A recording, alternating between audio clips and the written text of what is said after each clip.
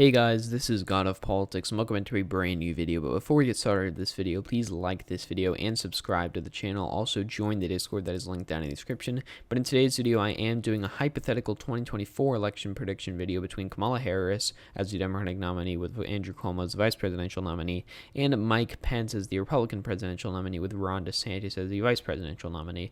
Now, I will be filling out the map. This is assuming that Joe Biden does not run for a second term, most likely, and then Kamala Harris goes on and runs as the VP for her, or if Donald Trump wins, Mike Pence at that time will be the VP running for re-election, and Kamala Harris will probably at that time run as well. So let's get into these safe states. As always, we start with the safe states for the Republicans. I do believe, actually, first, I have factored in, the electoral map changes, the projected electoral map changes, so that's why some of these states do look quite different, but let's get right into the video. So the safe electoral vote changes: Idaho, actually, let's change this back to here. Idaho, Montana, Wyoming, North Dakota, South Dakota, all of Nebraska except for the 2nd District, Kansas, Oklahoma, Alaska, Utah, Missouri, Arkansas, Louisiana, Mississippi, Alabama, Tennessee, Kentucky, West Virginia, Indiana, South Carolina, as well as I do believe Ohio will be safe, and Iowa will be safe. So that puts, actually, as well as Maine's 2nd District. So that does put the Republicans at 148 safe electoral votes to Kamala Harris's and Andrew Cuomo as we fill it in now. Washington, Oregon, as well as California, obviously. Colorado and New Mexico do believe will be safe by this time as well. The trends in this state are making it more Democratic, as well as Illinois losing electoral vote there. New York also losing electoral vote. Vermont, Massachusetts, Connecticut, Rhode Island, New Jersey, Maryland, Delaware, D.C., and Virginia, as well as Maine's 1st District. So you could argue, nobody, Andrew Cuomo does have that northeastern appeal, which will help him in some of these states like Connecticut, Rhode Island, New Jersey, which may become a little bit more Republican in the future. Maybe not New Jersey, but states like Connecticut and Rhode Island might. So after the safe electoral votes, Andrew Cuomo and Kamala Harris are at 208 electoral votes. Mike Pence and Ron DeSantis are at 148 electoral votes. Now, getting into these likely and tilt states, as I have done in some predictions before, there are no likely Republican states here, but there are likely Democratic states. So first, the first likely Democratic state will be the state of Nevada. Nevada is a state where you have that Clark County suburbs that are making a difference in this state's result, due to the fact that they are trending towards the Democrats. But you do have a lot of Latino voters here that the Democrats rely on if they want to win.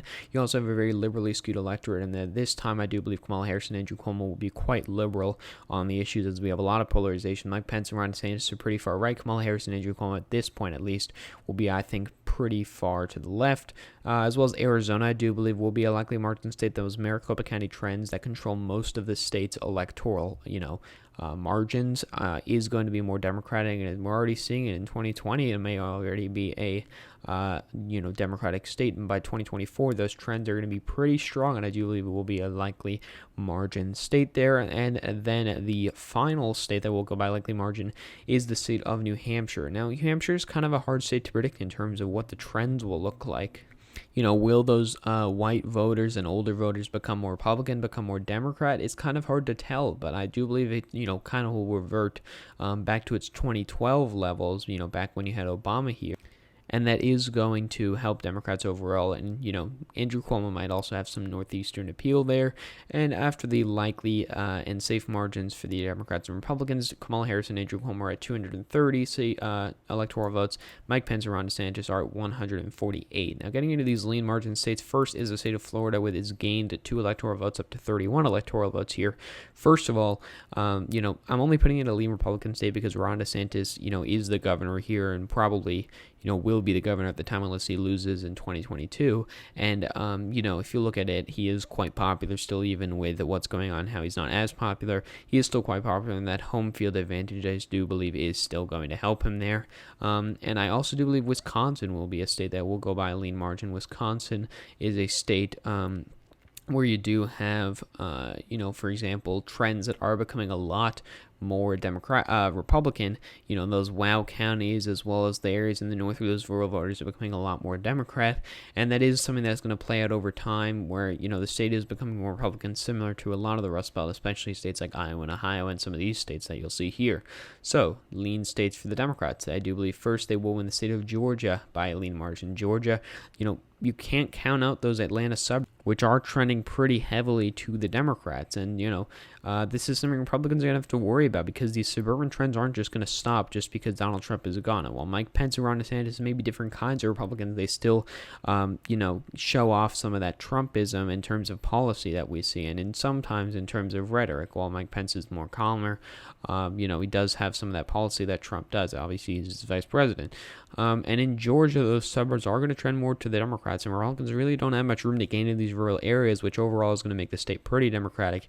And by then, at least, I do believe it'll be lean Democratic, as well as the state of North Carolina, which I do believe will be lean Democratic. This is gaining electoral votes. I do believe Republicans do have some room to gain in those rural counties, but Democrats have a lot of room to gain in these suburban counties, like Mecklenburg County, for example, in areas like the Raleigh suburbs, Winston-Salem suburbs, and that is going to help the Democrats here. And in the future, those suburban trends are going to have a pretty big impact on the results here. And that is all the lean margin states here. Democrats are at 262 electoral votes, and the Republicans are 189. Democrats getting pretty close here. Getting into these tilt margin states, actually, first of all, before we get into the tilt margin states, Nebraska's second district, I do believe, will go by a lean margin. This is a district, it's again very suburban, that will trend towards the Democrats there.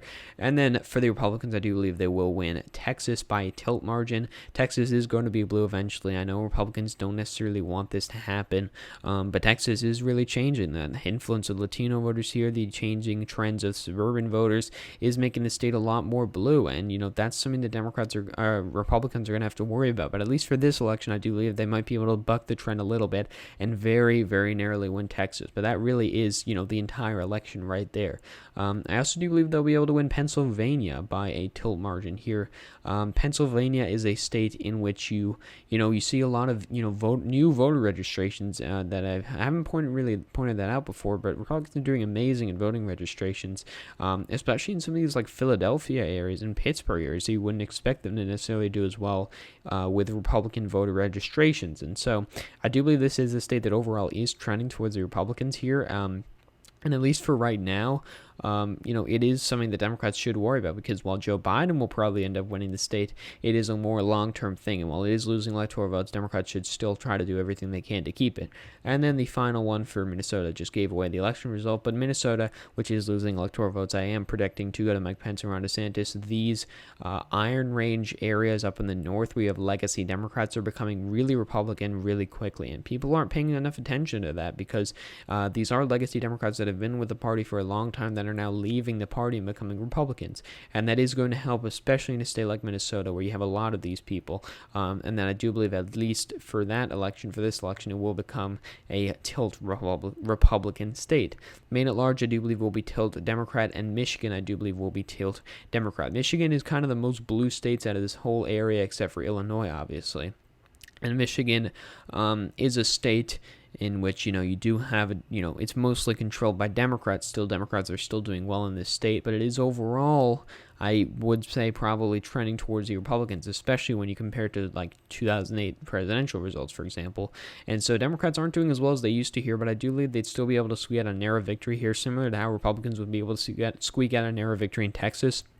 And then as for Maine at large, they're both going to be by safe margins. You're going to see a lot of polarization, and this, Maine at large will probably be Republican in the future, but at least for now, I do expect it to still be tilt Democrat. So looking at this map overall, Kamala Harris and Andrew Cuomo are at 280 electoral votes. Mike Pence and Ron DeSantis at 258. This would make Kamala Harris either the 47th president after Joe Biden, the 46th president after Donald Trump.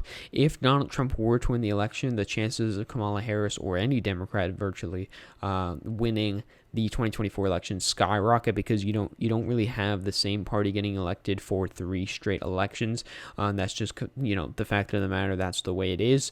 But this is just a neutral election of what it might look like in 2024, kind of showing off the trends as well. So thank you all for watching this video. Please like this video and subscribe to the channel. Also join the Discord that is linked down in the description. So again, guys, thank you all for watching, and I will see you guys later.